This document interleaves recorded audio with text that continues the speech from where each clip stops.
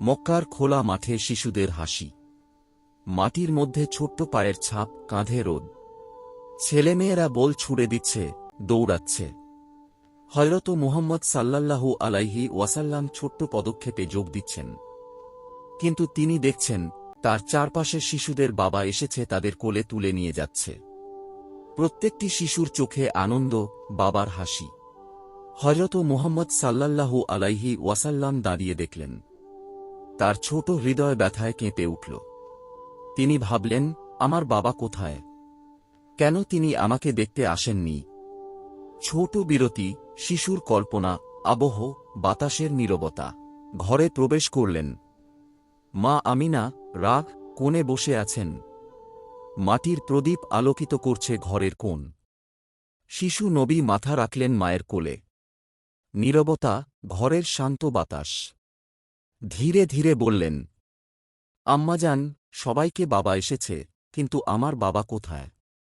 মা বললেন, বাবা, তোমার বাবা আল্লাহর কাছে। শিশু নবী বিস্মিত। তিনি জিজ্ঞেস করলেন, আম্মাজান, তিনি কি আমাদের দেখতে পারেন? মা হাসলেন, হ্যাঁ বাবা, আকাশ থেকে তিনি তোমাকে দেখেন।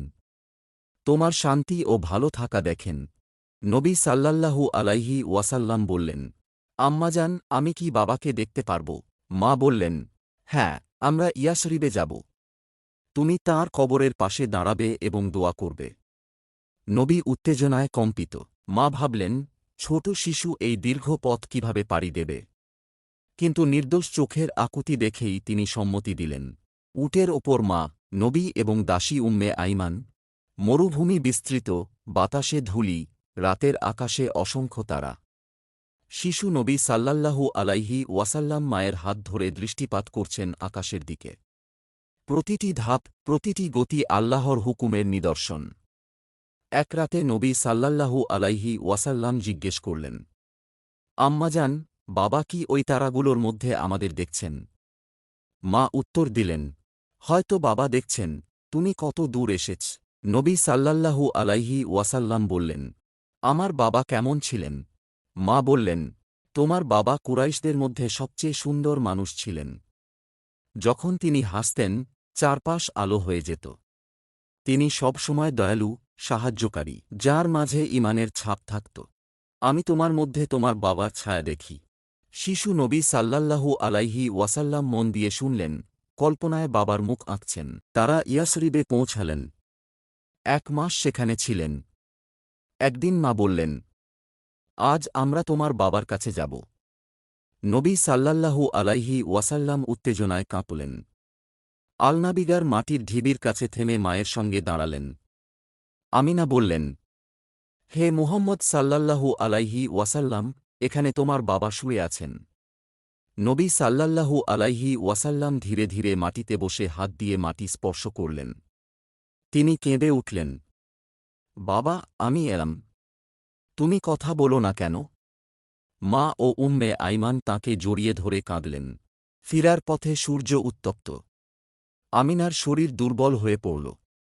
নবী সাল্লাল্লাহু আলাইহি ওয়াসাল্লাম মায়ের কপালে হাত রাখলেন। আম্মাজান, তোমার শরীর কেন এত গরম? আমিনা বললেন, বাবা, আমি ভালো আছি, শুধু বিশ্রাম দরকার। কিন্তু অবস্থা দ্রুত খারাপ হল।